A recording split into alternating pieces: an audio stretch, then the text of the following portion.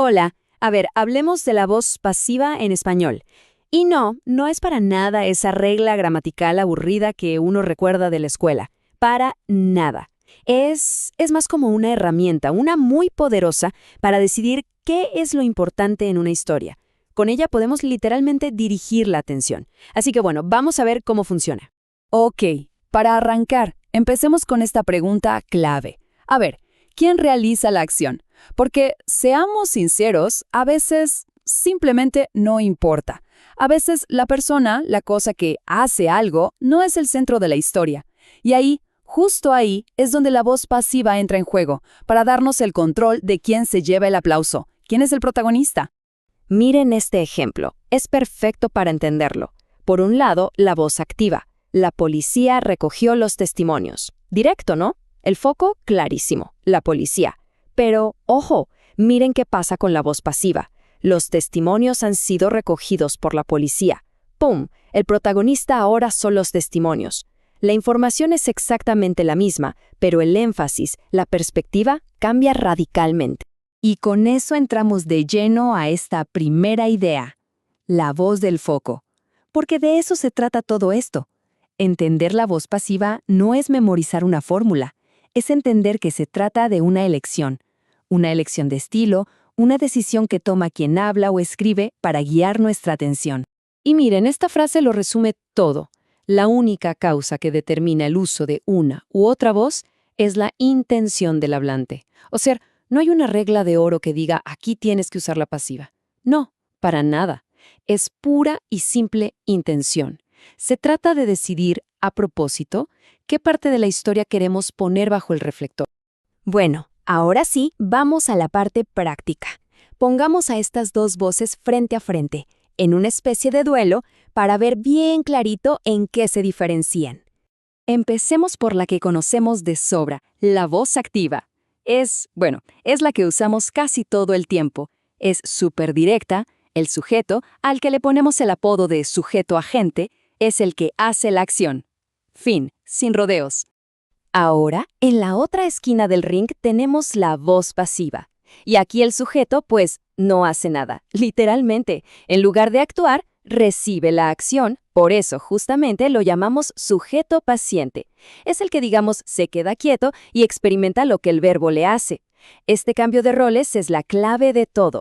Veamos la estructura de la activa. Es súper sencilla, ¿verdad? Un sujeto activo, Juana. Un verbo, lava. Y un objeto directo que recibe la acción, la ropa.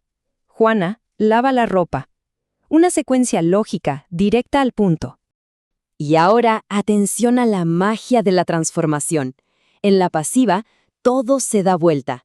La ropa, que antes era el objeto, ahora se convierte en el sujeto paciente. El verbo cambia a una construcción especial, es lavada. Y Juana, la que antes lavaba, ahora pasa al final como el complemento agente, siempre introducido por. ¿Ven? Es un giro de 180 grados en la estructura. Perfecto. Creo que la diferencia principal ya quedó súper clara, ¿no? Pero esperen, que la cosa se pone más interesante. Resulta que en español no tenemos una, sino dos formas principales de voz pasiva. Cada una con su propio estilo y sus momentos de uso. La primera se llama pasiva perifrástica. A ver, para que nos entendamos, pensemos en ella como la pasiva formal o elegante. La fórmula es bastante fija. Se usa el verbo ser más el participio del verbo principal. Y un detalle importante, ese participio tiene que concordar siempre en género y número con el nuevo sujeto. Y convertir una frase activa a esta pasiva es casi como seguir una receta. Paso 1. El objeto directo se va para adelante y se convierte en sujeto. Paso 2. El verbo se transforma en esa estructura de ser más participio. Y paso 3. El sujeto original se va al final de la oración después de la palabrita por. Ahora, ¿dónde nos encontramos con esta forma? Bueno, principalmente en la lengua escrita y en contextos más bien formales. Piensen en textos periodísticos, en documentos académicos, en la literatura. La verdad no es algo que uno escuche todos los días en una charla de café. Es, digamos, la voz de la escritura más cuidada. Ahora vamos con la segunda forma, la pasiva refleja. Y esta sí que es la estrella del día a día. Es la pasiva que vemos y usamos todo el tiempo, a veces sin darnos cuenta. La estructura es distinta. Se forma con el pronombre se más un verbo en tercera persona. Y aquí viene lo más importante. El agente, o sea, quien hace la acción, desaparece, no se menciona. O porque no se sabe quién es, o porque simplemente no importa. Estoy segurísimo de que estas frases les suenan. Claro que sí, es que están por todos lados. En carteles, en anuncios, en las noticias. Se venden casas, se necesitan dadores de sangre, se buscan voluntarios. El foco está puesto al 100% en la cosa o la acción, no en la persona que vende, necesita o busca. Es una forma súper eficiente de comunicar algo. Ok, entonces llegamos a la pregunta del millón. Si tenemos dos tipos de pasiva, ¿cómo sabemos cuál usar? Bueno, la clave, como casi siempre, está en el contexto y en qué es exactamente lo que queremos comunicar. A ver, hagamos una comparación rápida.